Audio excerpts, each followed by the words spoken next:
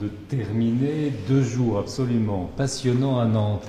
Est-ce que vous pourriez nous faire une sorte de condensé de ces 2 jours? Eh bien, nous avons hier fait la visite du musée du Château des Ducs qui présentait une exposition sur l'Amazonie.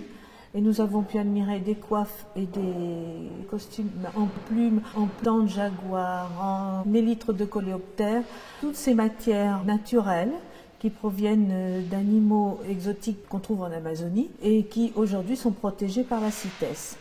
C'était la première visite d'hier, dimanche matin. Dimanche après-midi, nous avons visité l'exposition temporaire Retour d'Orient, ici au Muséum d'Histoire Naturelle, qui montre toutes les épices et les pierres précieuses qu'on rapportait tout au long de la route de la soie à dos de chameau pour rapporter des matières précieuses que sont le jade, les saphirs, les diamants, les rubis, les topazes et j'en oublie, les émeraudes. Pour arriver jusque chez nous. Ça, c'était le programme d'hier. Et aujourd'hui, le directeur adjoint du muséum nous a montré des objets qui ont été confisqués par les douanes et qui sont déposés ici dans ce muséum pour nous expliquer toutes ces matières interdites à la vente et protégées, encore une fois, par la CITES. Il nous a montré des fances d'éléphants, des carapaces de tortues, des coraux, même des dents de dauphins sur certains objets, de l'écaille, et même des chaussures en python, je crois, enfin en serpent, en peau de serpent. Et je pense que là, tous les membres de notre CNS, notre syndicat professionnel, étaient passionnés par tous les objets qui étaient présentés. Ensuite, M. Rémy nous a montré tous les spécimens qui étaient protégés par la CITES. Il nous a expliqué les espèces, les ordres, etc.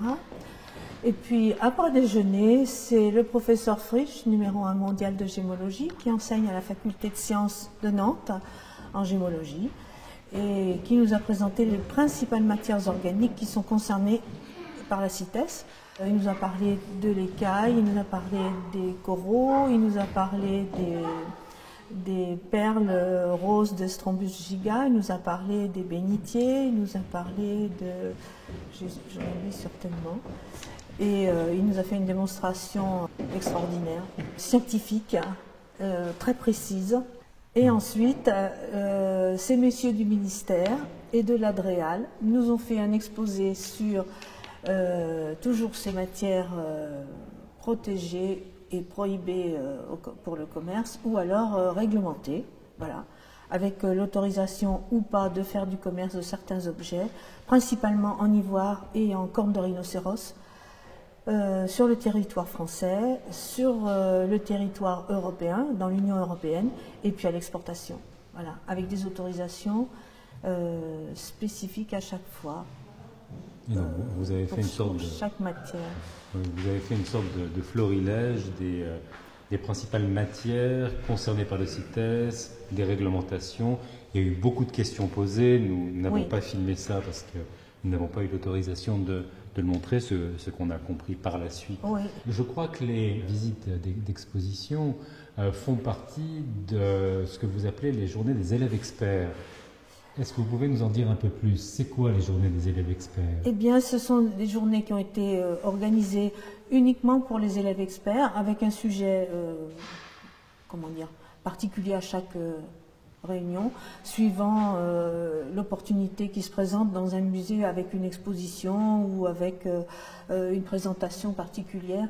Là, c'était vraiment formidable parce que ça nous servait d'introduction à cette journée sur la CITES où nous avons réuni tous les experts et tous les élèves experts de la SNES qui étaient concernés par le sujet.